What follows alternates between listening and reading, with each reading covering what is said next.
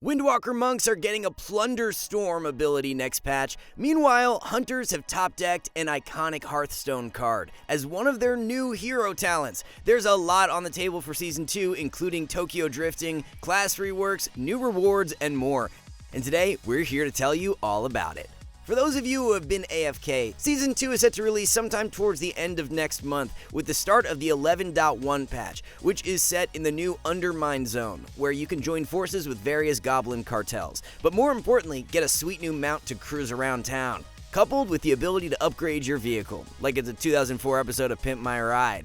Anyway, a new season obviously means a refreshed set of rewards, including some of the coolest elite sets we've ever seen. Monk players will be happy to know that they can now look like Goku thanks to this sweet new set. And of course, Death Knights have one of the coolest looking sets, which is karma for always getting nerfed in Season 1. There are also a few new tier set bonuses, Jackpot for DPS and Insurance for healers. Just like always, there are winners and losers. Affliction Warlock, for instance, seems to have one of the best 4 sets, buffing Unstable Affliction and automatically spreading it to 3 targets, while others aren't as lucky. We are sure you have a lot of questions about best in slot gear and all the new talent builds coming with the patch, because let's be honest, setting up your character every patch seems way harder than it needs to be. We're fixing this in a future update to the Skill Capped add-on, which now not only provides 2-in-1 support for PvP and PvE, but coming soon, you will be able to see BIS lists and PvP talent suggestions directly in-game without needing to tab out. This is part of our revolutionary UI package and one of many Skill Cap members only profiles that are guaranteed to level up your rating. We've even leveled up our website with brand new courses that teach you how to counter every class in WoW. Players just like you are using Skill Cap to reach new rating heights, and that's because we continue to offer a rank up guarantee, where we promise you can gain at least 400 rating while using our service. So what are you waiting for? Visit skillcap.com today using the exclusive discount link below. For now, back to the video. The 11.1 patch also offers some brand new content for PvP for the first time in ages. The Cage of Carnage is a new map set in the Undermine Zone. If we had to compare it to anything we've seen before, it's basically like Blade's Edge Arena, but squished down a bit with 2 extra pillars. Players enter the arena through a drop-down gate on opposite sides of the map and are met with a slightly elevated surface, which has several ramps leading to it. And here, you can start to see the comparison to good old Blade's Edge. But unlike the vintage bridge map, Cage of Carnage has 2 pillars on each end of the elevated terrain, while having 2 additional pillars off to the side. If we had to take a guess, fights will probably take place on the center platform, with healers using the center pillars for LOS, as it gives them open access to most places on the map. It's not really clear whether Cage of Carnage will be included in the Solo Shuffle map pool, which we should mention hasn't been updated since the release of Rated Solo Shuffle back in Dragonflight. But what is perhaps more important than a new map is a dramatic change to crowd control. Blizzard is completely changing how crowd control works. Many CCs that break immediately on damage will now have a small damage threshold. The spells affected include Polymorph, Freezing Trap, Blind, Repentance, and more, which will no longer break immediately on damage. This is Blizzard's first attempt at a band-aid solution to a common problem, where several talents cause some spells to automatically cleave, or when classes have passives that uncontrollably deal AoE damage, both of which can make CC feel frustrating to use. On paper, this is a good thing, considering that PvPers have been complaining for quite some time that CC can feel unrewarding, resulting in some classes completely shifting their playstyles, or in other cases, the introduction of entire talents meant to prevent CC from breaking in the first place. Unfortunately, it still seems like Blizzard has some polishing to do on the new damage thresholds, since we've been seeing CC not breaking to damage when it clearly should be. Oh, and for all of you priests out there, don't worry, since Shadow Word Death is hard-coded to break CC no matter what. 11.1 also introduces a bunch of changes to class design, including a few notable reworks. We will release a more detailed breakdown closer to Season 2, but for now, let's look at some highlights. Druids are getting a major redesign to their class tree, with many talents swapping positions, making it easier to pick up key defensive options, while also allowing Resto to get Skull Bash without needing to hard commit to cat form talents. Druids are also getting a new Beacon of Light style healing talent, which will be most beneficial for Resto Druids, obviously. But not all is good in the Druid world, because Cyclone will be getting its first duration nerf ever, now lasting 5 seconds down from 6. Resto Druids will now once again be able to access Moonkin form, which players like Markers are definitely happy about. The second class to see a major rework is Hunter, with Mark seeing a monumental shift in gameplay.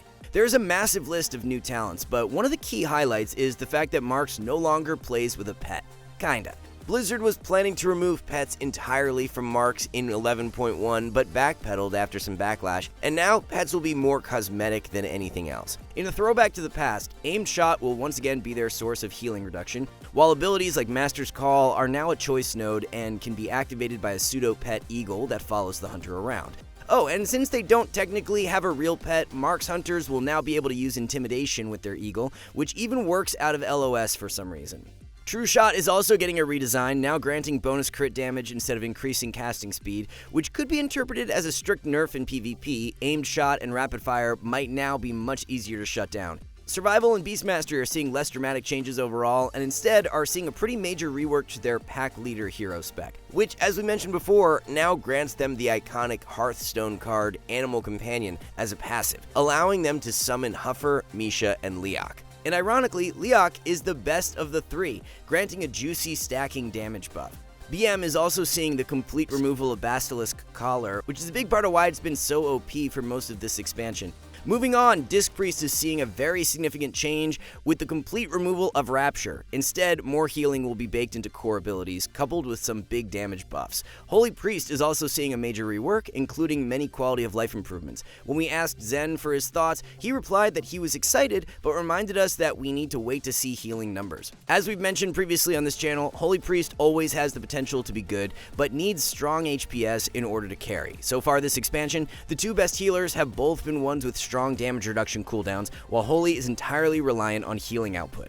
Moving on, all three Shaman specs will be fundamentally changing too. Although Ellie is seeing the least tuning overall, Primordial Wave has been completely redesigned to no longer launch out AoE lava bursts, which will monumentally change the spec's win condition in Arena. Enhance is seeing a massive list of changes. Seriously, this list is huge, but the TLDR is, well, big damn. More specifically, Enhance seems to be getting more sustained damage at the cost of some burst.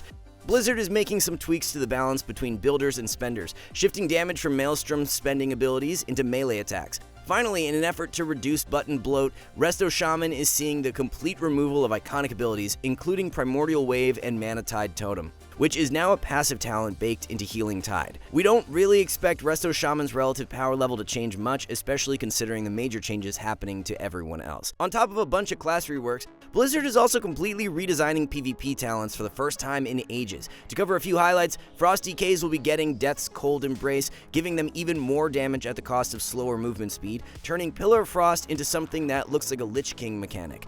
Demon Hunters will be getting Illidan's Grasp, which was previously exclusive to their tank specialization, allowing them to perform a chokehold reminiscent of Darth Vader. As a part of their rework, Resto Druids will be getting a brand new tree form in lieu of the Trank immunity talent that will be gutted this patch. This new Ancient of Lore will empower healing, while also providing damage reduction and CC immunity. Druids are also picking up a new PvP talent called Forest Guardian, which will make it easier to play aggressive and more rewarding to press Cyclone. Marks Hunters are also getting some new tech. Sniper Shot is gone and is getting replaced by Sniper's Advantage. Meanwhile, they will have a new aspect of the Fox, allowing them to cast Aimed Shot while moving by using aspect of the Cheetah.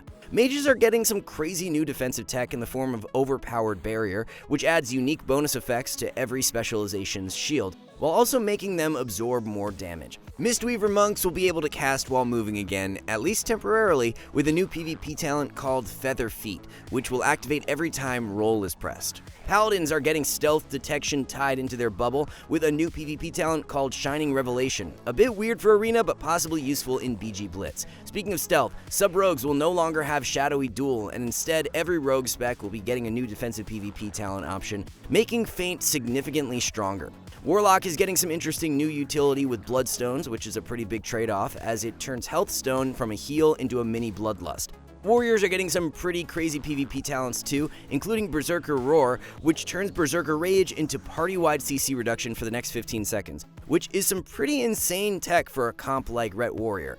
Arms and Fury Warriors will also have access to Dragon Charge, which is a niche replacement to Heroic Leap, acting as a gap closer and a knockback. It's too early to truly gauge what specs will be broken next patch, especially considering that Blizzard is making changes every week to the PTR. But if you want instant access to our updated tier list, be sure to subscribe down below.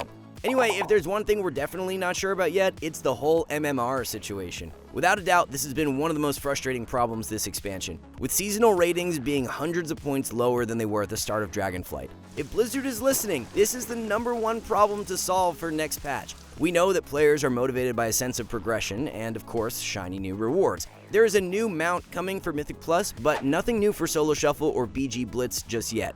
We've already looked at some of the tier sets, but next season we will also have a brand new weapon illusion.